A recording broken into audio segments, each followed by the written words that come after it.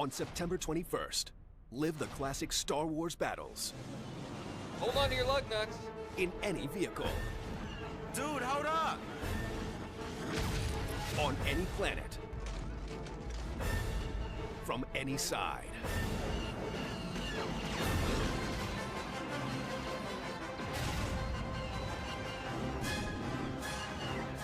Star Wars Battlefront, the video game. Rated T for teen.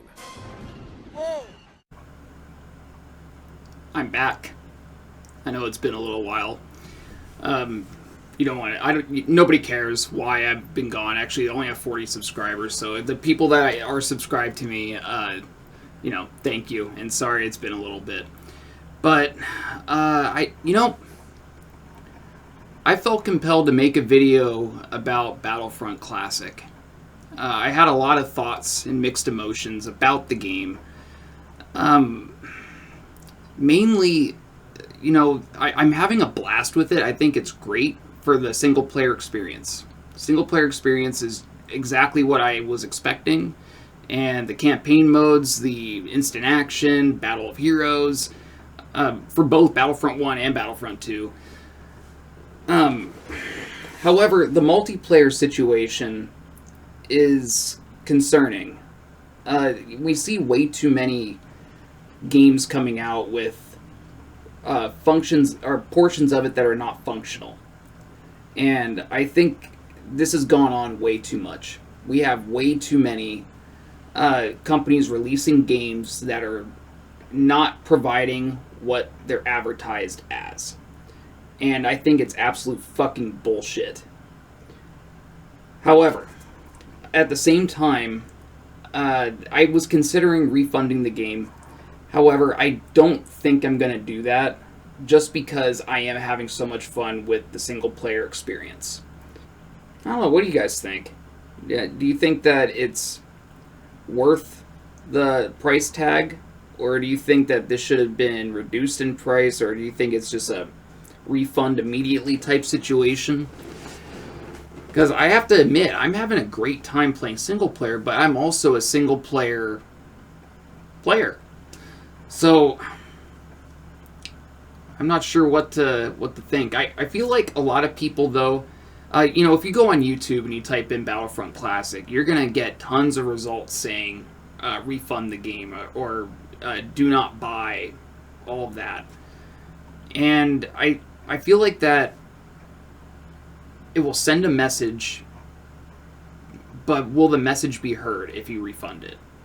Because for me personally, there's a lot about it that I'm really enjoying, and I don't want to refund it. And if everyone refunded the game, would that all of a sudden stop this malpractice of corporations and companies releasing products that are not finished or not functional? Personally, I think I'm going to hang on to the game because I am having a lot of fun with it. And, when it comes to the multiplayer function, I'm hoping that they at least fix it. I would like to have that option available to me to play multiplayer. I think it is absolute fucking horse shit that they release a game like this and, looks like shit. Runs like shit. But the single player is a blast. So, I don't know, man. I just want to jump in here real quick and just kind of pitch this thought process of mine. I know it's a video game at the end of the day, so I mean, who cares, right? Well, this is a gaming channel, and video games are a large portion of my life. I know I'm a grown man, but aren't us all?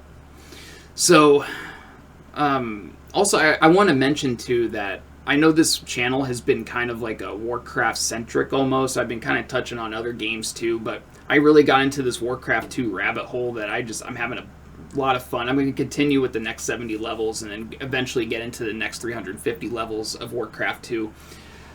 But also, my nerd roots start with Star Wars. I know so much about Star Wars. I played the card game as a kid from Decipher. And I never even watched the movies when I started playing that game. And it was just so much fun, man. I learned all these characters and all these stories without even watching the movies first. And then when I started watching the movies, I was able to name everybody in the background. And, you know, I know that the ship that Zuckuss flies is the Mist Hunter, Houndstooth is Bosk's ship, Dengar's the Punishing One, and, you know, on and on and on. So, it's disappointing for me to see Star Wars take the turn that it's been taking, and that's part of the reason why I don't really talk about Star Wars too much, because that is my main passion. And when I see things like a classic like Battlefront, how do you fuck up Battlefront?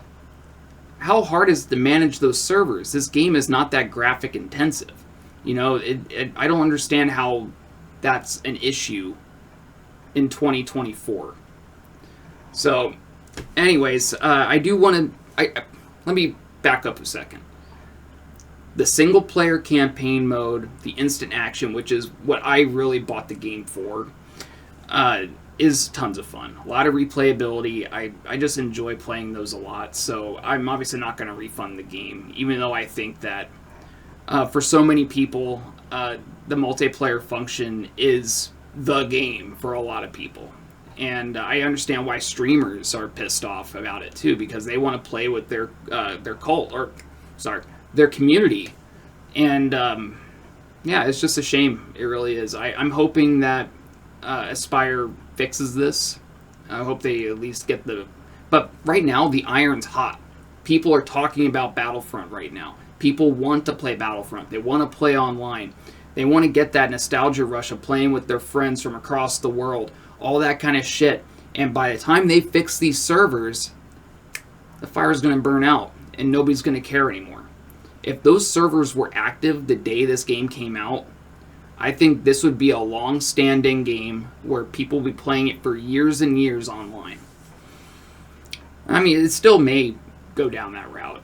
I don't know. So, anywho, I just wanted to make this video. You know, this is what my channel really was meant to be, is just me coming on here and just almost like not a confessional, but just talking about what's on my mind, you know. And if anybody wants to chime in, they're welcome to. It's kind of like a video diary about video games. So there you go. And I'll definitely have more content coming out. I'm going to continue with the next 70 levels, like I said. And if anything else catches my eye or I'm interested in, I'm definitely just going to jump on here and see who cares enough to listen. All right, folks. I'll see you in the next one. Take care of yourselves.